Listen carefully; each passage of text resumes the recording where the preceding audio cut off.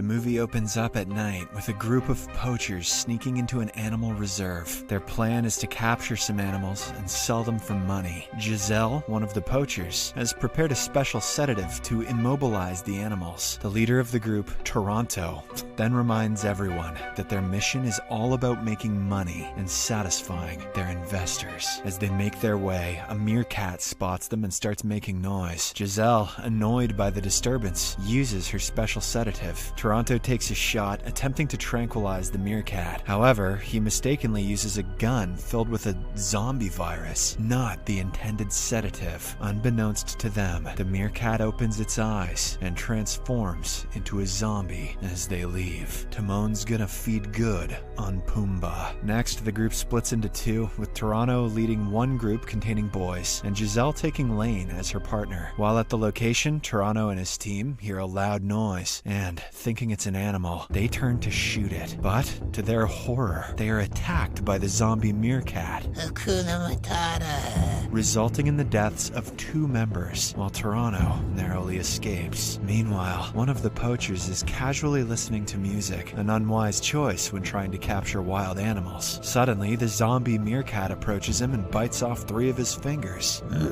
Grub. This sends the poacher into a state of panic, making him run off in search of his leader. On the other hand, Giselle and Lane arrive at the place where a porcupine and its baby are staying. They succeed in capturing the baby, but as they are about to leave, the mother emerges from its burrow. Angry and threatened, Giselle uses a tranquilizer gun to incapacitate the mother porcupine. But, at the same time, the Rangers, led by Officer Randy Hawk, arrive at the scene and apprehend the poachers. Randy instructs his officers to take Giselle and Lane into custody. He then checks on the injured porcupines and places them in a cage to transport them to an animal center. Randy questions Giselle about the tranquilizer she used, but she avoids giving a straight answer and simply laughs it off. The next morning, Officer Randy contacts Brooke, a staff member at the animal shelter, to inform her about the attempted theft at the zoo. He also mentions a strange toxin injected into a porcupine and asks Brooke to investigate it personally. Upon hearing this, Brooke tells her colleagues about the situation, and they quickly head to the zoo for further inspection. They also arm themselves with weapons just to be safe. Meanwhile, Toronto and the guy with the injured fingers are attacked by the zombie meerkat. Where's Pumbaa, huh? They attempt to escape over the wall, but just then, a zombie rhino charges at them, resulting in the injured guy's death. Despite the horrible sight, Toronto somehow manages to escape.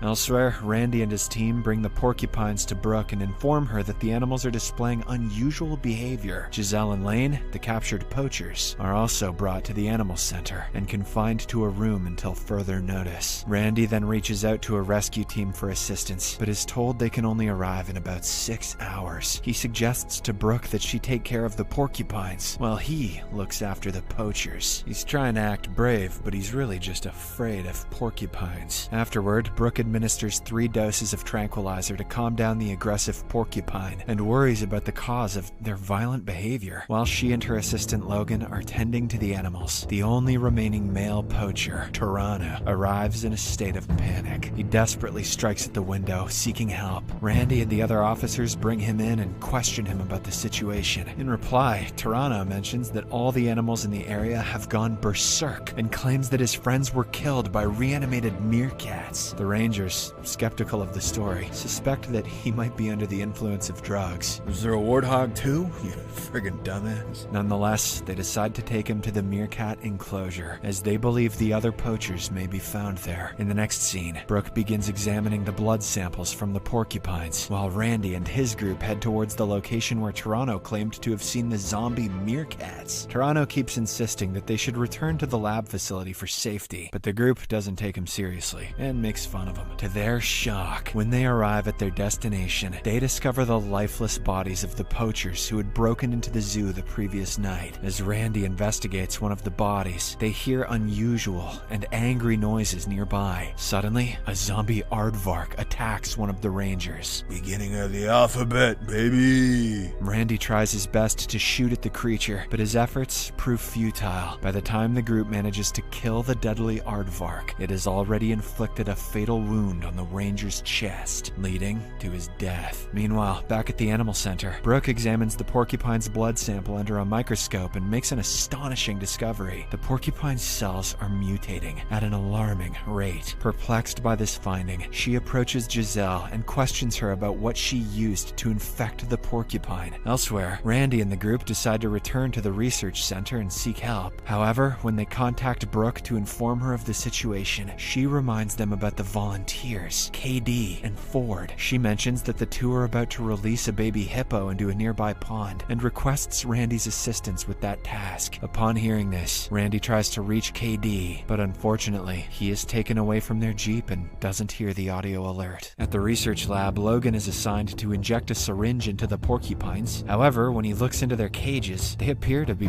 broken, suggesting that the animals have escaped. Panicked, Logan carefully searches the lab and comes across a porcupine behaving aggressively. He attempts to approach it to administer the syringe, but the zombie porcupine hurls its sharp quills at him, deeply piercing his body. Hearing his screams, Brooke rushes to the room, where she finds her colleagues struck in the head by a porcupine stinger. Tragically, Logan loses his life, leaving Brooke terrified. She then makes a desperate run for safety in another room. In a chilling turn of events, the two zombie porcupines slowly approach her from behind. Brooke seeks refuge under a table, trembling with fear. However, the porcupines soon discover her and launch an attack. While she manages to block some of the porcupine's stingers with an object, her hand gets injured in the process. To defend herself, she grabs a fork and uses it to electrocute the porcupine, causing it to self-destruct. After this, she extracts the stingers from her arm, one by one. Later, more screams are heard. As it turns out, the baby porcupine is attacking Lane in another room. Giselle, who initially appeared brave, hides behind a cardboard box in a corner, crying for help. Fortunately, Brooke acts swiftly and covers the baby porcupine with a metal bucket before it can harm Giselle. Meanwhile, Katie and Ford are releasing the baby hippo from its cage when they hear a loud sound approaching them. To their horror, they notice a stampede of rhinos charging towards them. The two run for their lives, but it seems impossible to outrun the zombie rhinos. Thankfully, Randy and the others arrive in their Jeep and offer them a safe escape. As the relentless rhinos continue their pursuit of the humans, Ford unfortunately falls out of the car, what an idiot, and gets trampled. Fearing for his life, the police officer hands his gun to Toronto in the backseat to deal with the rhinos. Toronto begins shooting at the animals, but their escape options become limited, and a cliff looms ahead. Back at the animal center, Brooke tends to her wounds and contacts the police station for assistance. Realizing the gravity of the situation, Giselle offers to help find an antidote for the zombie virus that has infected the porcupines. After some thought, Brooke makes Giselle promise not to engage in wrongdoing again, and then agrees to collaborate. Giselle then kindly suggests that Brooke should get vaccinated, as she might have gotten infected by the virus. In the next scene, the two embark on researching a cure for the zombie virus. Giselle eventually makes a significant discovery that the virus in the animals can be neutralized with the assistance of human blood. Brooke is impressed by this breakthrough, and they proceed to manufacture a sample of the antidote. This must also mean that humans can be neutralized by animal blood, which means that Charlie Sheen is just fine. Meanwhile, the cops are still having a hard time trying to escape the zombie rhinos. Their Jeep crashes during the ordeal, compelling them to continue on foot toward the animal center. While crossing a river, they come across a massive python, but Randy successfully manages to scare it away. "Mine's bigger," he says, and it leaves. Back at the research facility, Giselle and Brooke are preparing to test the antidote on the zombie baby porcupine. However, before they can do so, the porcupine attacks them and escapes through the window. Now, they have to venture outside to find another zombie animal for experimentation. After some searching, they come across a crocodile by the river. While injecting it with the antidote, they must also fend off the crocodile's attacks. Remarkably, the crocodile regains its senses and swims away, marking their experiment as a success. Elsewhere, following the python incident, Randy and his team decide to return to the animal center by using a boat and navigating the waterway. As they approach the shore, each in their individual kayaks, they confront a massive zombie hippopotamus in the water. This formidable creature targets them, tossing KD into the air and engulfing him as he falls. Seeing Seeing this, the other two paddle hard to reach the shore while being pursued by the hippo. Fortunately, Giselle arrives on the bank and uses the antidote to shoot the hippo. To their relief, the antidote provides temporary relief, granting them enough time to make their escape. Inside the animal center, Brooke is overjoyed to see Randy alive. She is about to share the news of her pregnancy when suddenly, a loud noise from the bathroom grabs their attention. Randy suggests they wait in the hall while he investigates. To his astonishment, a massive zombie crocodile has managed to break into the room through the sewer. It appears to be the same one from earlier. This proves that the antidote only offers temporary relief from the virus, not a permanent cure. Or perhaps their syringe just didn't pierce its scales. How did they do that anyway? Because of this, Giselle proposes that the antidote should be enhanced by mixing it with human blood containing antibodies, making it more potent. She is determined to return to the lab to work on this enhanced antidote. However,